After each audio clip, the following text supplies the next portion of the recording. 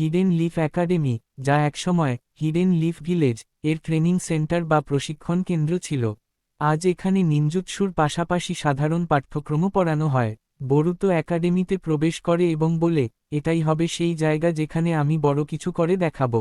সে খুবই উত্তেজিত থাকে। শিকাদাই তাকে বলে, তুমি একটা গাধা।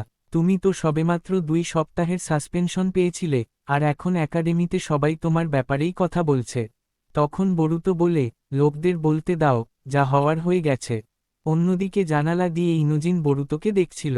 এই ইনোজিন হল সাই এবং ইনোর ছেলে। ইনোজিন বলে, একে এখনও একাডেমি থেকে বের করে দেওয়া হয়নি। বরুতো ক্লাসে প্রবেশ করে এবং সবার সাথে নিজের পরিচয় করায়। সে সবাইকে গুড মর্নিং বা শুভ সকাল জানায় এবং বলে, আমি বরুতো উজমাকি, তোমাদের সবার সাথে দেখা করে খুব ভালো লাগলো। এরপর বরুতো ডেনকিকে জিজ্ঞেস করে, আমার ডেস্ক কোনটা? ডেনকি বলে, তুমি যেখানে খুশি বসতে পারো। বরুতো একদম সামনের ডেস্কে শিকাদাই এর সাথে বসে পড়ে। ডেনকিও তার সাথে বসে এবং স্বস্তির নিঃশ্বাস ফেলে বলে, ভাগ্যিস আজ আমি একাডেমিতে এসেছি। কারণ বাড়িতে মা আমাকে দিয়ে প্রচুর পড়াশোনা করিয়েছিল।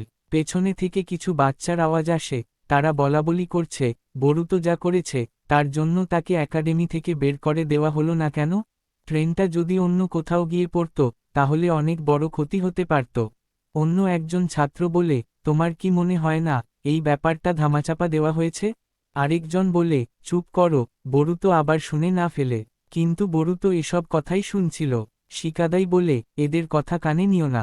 বরুতো বলে, আমার পরোয়া নেই, এরা যা খুশি করুক। এরপর বরুতো শিকাদাইকে বলে, আমি আমার পাঠ্যবই আনতে ভুলে গেছি, তুমি কি আমার সাথে শেয়ার করবে? শিকাদাই এতে রাজি হয় না এবং তারা দুজনে নোটবুকের জন্য কাড়াকাড়ি শুরু করে। পেছনে বসে থাকা একটি মেয়ে বলে, বরুতো মানুষের মনোযোগ খুব বেশি আকর্ষণ করে।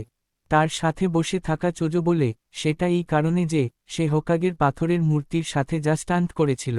এরপর চোজো সারাদাকে জিজ্ঞেস করে, তোমরা কি একে অপরকে চেনো? সারাদা বলে, না, আমাদের বাবা মায়েরা বন্ধু।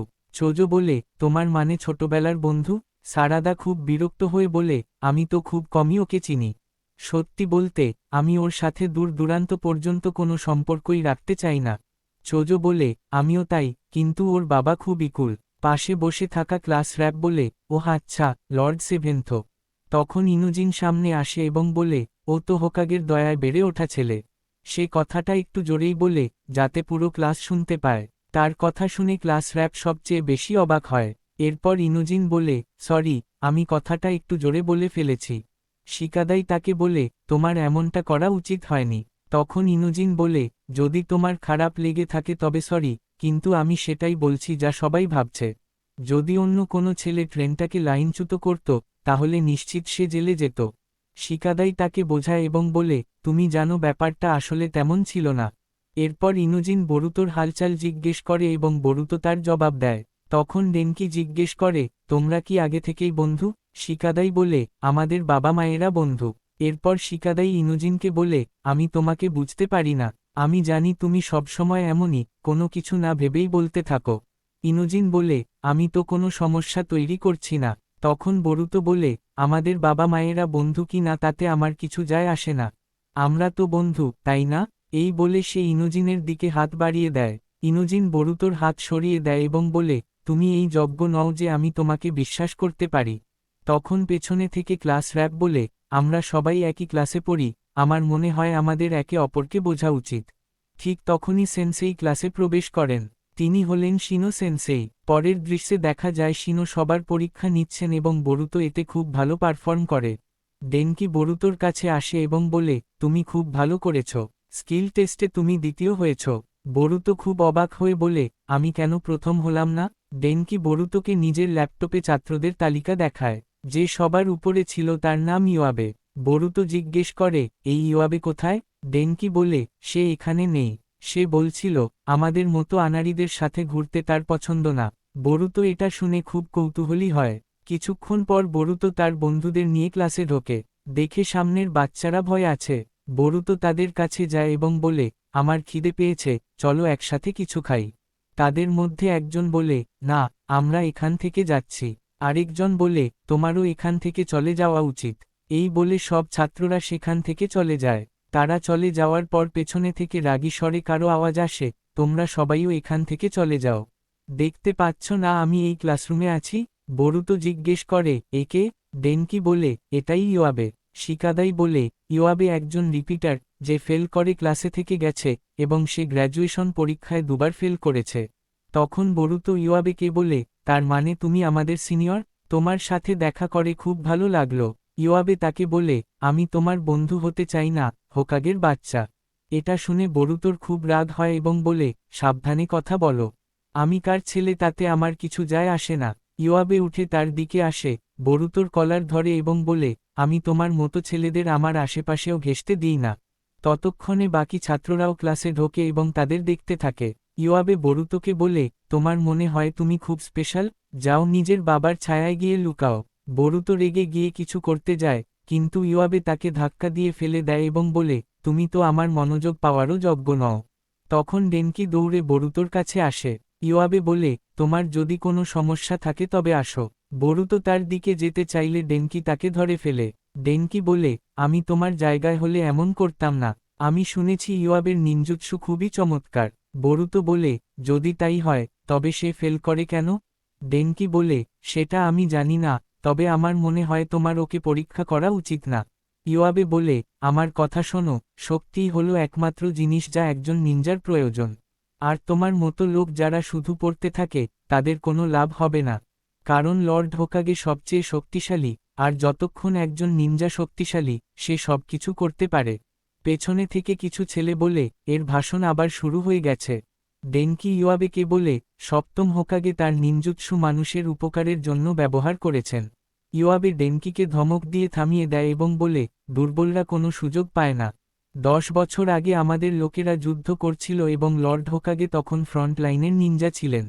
তখন তিনি এমন ছিলেন না। আর এখন তিনি খুব দয়ালু হয়ে গেছেন এবং এই স্কুলকে তোমার মতো অকেজো লোকেদের জায়গা বানিয়ে ফেলেছেন। দুর্বল লোকেরা, যারা তাদের বাবা হোকাগের আঁচলে গিয়ে লুকায়, তারা শুধুই লজ্জার কারণ। ডেনকি বলে, বরুতো একদমই এমন নয়। বরুতোর কারণেই আমি একাডেমিতে আসার সিদ্ধান্ত নিয়েছি। তুমি কিছুই জানো না। ইওয়াবে ডেনকির কলার ধরে এবং বলে, অনেক বড় বড় কথা বলছো। তুমি আমার সাথে এভাবে তখনই কথা বলতে পারবে যখন তুমি আমাকে লড়াইয়ে হারাবে। হঠাৎ বরুতো ইওয়াবেকে কিক মারে এবং বলে, ব্যাস করো। বরুতো ইওয়াবেকে বলে, তোমার পদ্ধতি হলো তুমি শুধু নিজের শক্তি দেখিয়ে মানুষকে ভয় দেখাও। শিকাদাই বরুতোকে থামানোর চেষ্টা করে, কিন্তু বরুতো বলে, শিকাদাই, ইটস ওকে। এরপর বরুতো বলে, এখানে আসার আগে আমি ঠিক করেছিলাম যে আমি লড়াই করব না। কিন্তু যদি প্রয়োজন হয়, তবে আমি তোমাকে অবশ্যই হারাবো। পরের দৃশ্যে আমরা শিনো এবং আঙ্কোকে দেখতে পাই। আঙ্কো শিনোকে বলে, আজ বরুতো একাডেমি শুরু করেছে। প্রথম দিনই সে একাডেমি থেকে সাসপেন্ড হয়েছিল। খুবই অদ্ভুত ছেলে সে। শিনো বলে, আমি কখনো ভাবিনি যে আমি বরুতোর শিক্ষক হব। এখন আমি ওর ব্যাপারে খুব কঠোর হব, কারণ এটা আমার দায়িত্ব। এরপর সে ক্লাসে প্রবেশ করে এবং উঁচু গলায় বলে, হোয়াট? আঙ্কো তার পিছু পিছু আসে এবং দেখে ক্লাস একদম খালি। শিনো বলে, আমার ছাত্ররা কোথায় গেল? পরের দৃশ্যেই আমাদের এক্সারসাইজ হলো দেখানো হয়, যেখানে ইওয়াবে আর বরুতো লড়ার জন্য প্রস্তুত। বাকি সব ছাত্ররা বসে তাদের লড়াই দেখছে। ইওয়াবে বরুতোকে বলে, তোমার ভয় লাগছে না তো? বরুতো এক্সারসাইজ হলো দেখে খুব খুশি হয় এবং বলে, এটা তো একদম ব্যাটল রিংয়ের মতো লাগছে। এখানে খুব মজা হবে। ইওয়াবে তার অস্ত্র নিচে রাখে এবং বলে, আমি এই অস্ত্র ব্যবহার করব না। যদি আমি এটা ব্যবহার করি, তবে তুমি মারাও যেতে পারো। ডেনকি বলে, এসব আমার দোষ। শিকাদাই বলে, না, তোমার দোষ নয়। সব দায়িত্ব বরুতো নিজের ঘাড়ে নিয়েছে। আমার মনে হয় ও আবার সাসপেন্ড হবে। ইনুজিন সেখানে আসে এবং বলে, হতে পারে বরুতো এবার সাসপেন্ড হবে না, একেবারে বহিষ্কার হবে।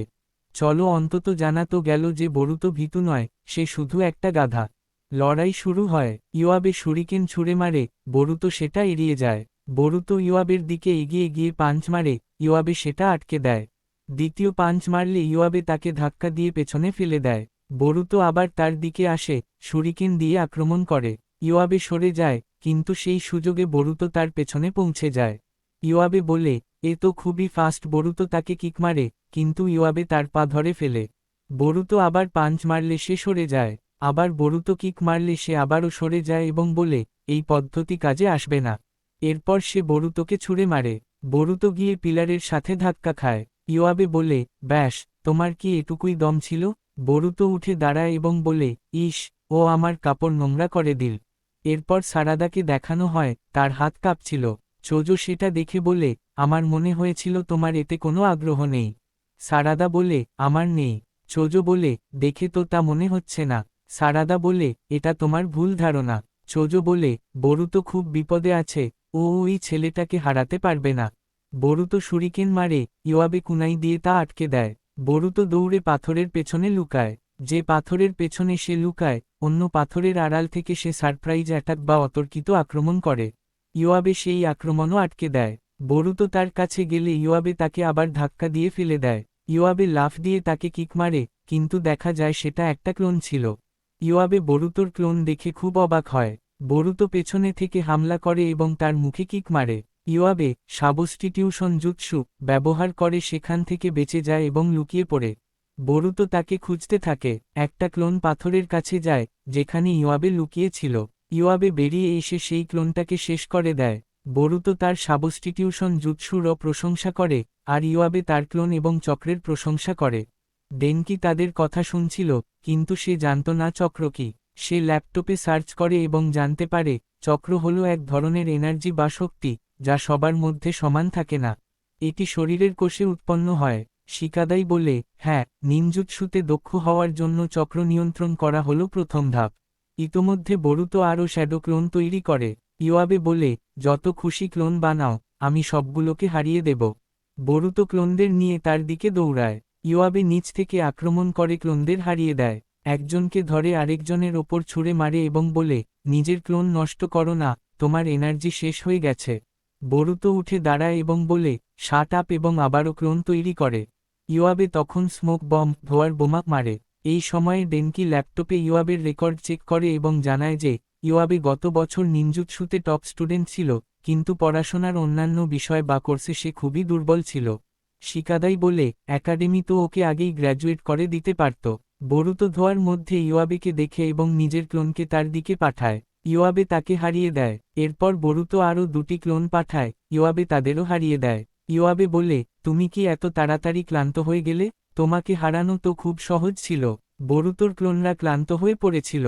বরুতো বলে, চুপ করো, আমি এমন কারো কাছে হারব না যে মনে করে শক্তিই সবকিছু। ইওয়াবে বলে, শক্তির কারণেই হোকাগে এবং বাকি সবাই আজ সফল। তারা এই পাওয়ার বা ক্ষমতার জন্যই সফল। কিন্তু এখন তারা ঠিক করেছে যে সময় বদলে গেছে এবং গ্র্যাজুয়েশনের নিয়মও বদলে দিয়েছে।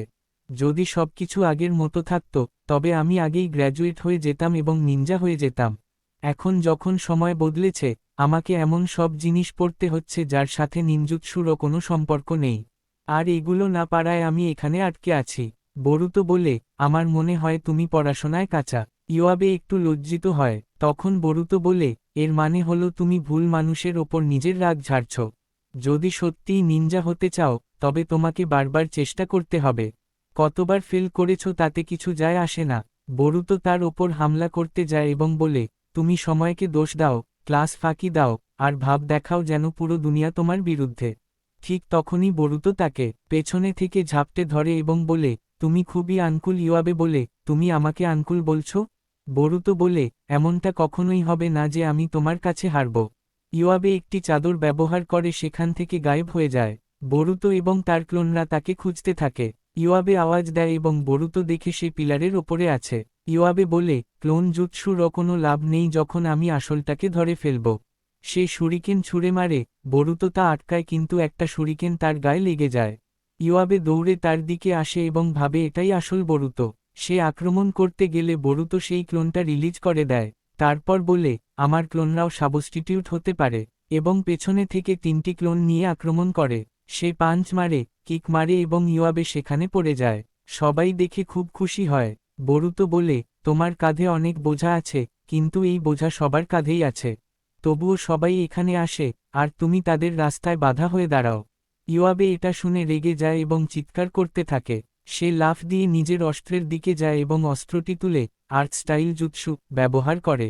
সে বলে, আমার সাথে পাঙ্গা নিও না, লুজার। এরপর আর্ট স্টাইল ব্যবহার করে একটা পিলার ফেলে দেয়। শিকাদাই খুব অবাক হয় যে ও আর্ট স্টাইলও জানে। ইওয়াবে বলে, আমি শুধু হোকাগের মতো সফল মানুষ হতে চাই এবং তার মতো লড়তে চাই। সে বরুতোর ওপর আক্রমণ করতে যায়, কিন্তু উপর থেকে কালির তৈরি একটি ঈগল উড়ে এসে ইওয়াবের হাত থেকে অস্ত্রটি ছিনিয়ে নিয়ে যায়।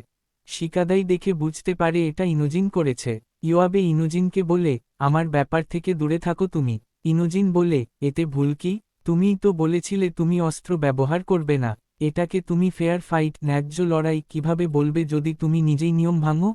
ইওয়াবে এটা শুনে খুব লজ্জিত হয় এবং বলে, হ্যাঁ, তুমি একদম ঠিক বলেছ। আমি আসলেই খুব আনকুল। এটা শুনে সব ছাত্ররা খুব খুশি হয়। তখন শিনো সেখানে আসে এবং জিজ্ঞেস করে, বরুতো, এসব কি চলছে? বরুতো থাম্বস আপ দেখায়। এরপর ক্লাসে সব ছাত্ররা বরুতোকে বলতে থাকে, তুমি কি আমার সাথে লাঞ্চ করবে? পেছনে থেকে ক্লাস র্যাপ বলে, থ্যাঙ্ক গড। চোজো তাকে জিজ্ঞেস করে, তুমি ওর জন্য এত চিন্তা করছো কেন? সে বলে, কারণ আমি ক্লাস রিপ্রেজেন্টেটিভ। পেছনে একটা ছেলে বলছিল, আমি নিশ্চিত বরুতো আবার কোনো সমস্যা তৈরি করবে এবং বরাবরের মতো বেঁচে যাবে। ইনোজিন তাদের কাছে আসে এবং বলে, তোমরা ছেলেরা কত বড় বেকুব। সে শুধু নিজের জন্যই লড়ছিল না, সে তার সহপাঠীদের জন্যও লড়ছিল। যখন ডেঙ্কিকে ওই ছেলেরা বিরক্ত করছিল, তখন তোমরা সাহায্য করনি কেন? আমাকে বরুতো মনে করো না, কিন্তু তোমরা ছেলেরা আসলেই খুব আনকুল। এরপর ইওয়াবে ক্লাসে আসে এবং ছাত্ররা তাকে দেখতে থাকে। সে বরুতোকে হাই বলে, বরুতো হাই বলে। ইওয়াবে বরুতোর পেছনের সিটে বসে পড়ে। বরুতো বলে, শেষমেশ তুমি ক্লাসে আসার সিদ্ধান্ত নিলেই। ইওয়াবে বলে, সেটা এই জন্য যে আমরা ক্লাসমেট। ডেনকি এটা শুনে খুব অবাক হয়। তারপর শিনো ক্লাসে প্রবেশ করে এবং সব ছাত্ররা দাঁড়িয়ে তাকে স্বাগত জানায়। এরই সাথে এই এপিসোডটি শেষ হয়। এটা ছিল বরুতোর দ্বিতীয় এপিসোড। যদি আপনাদের এই এপিসোডটি ভালো লেগে থাকে, তবে ভিডিওটি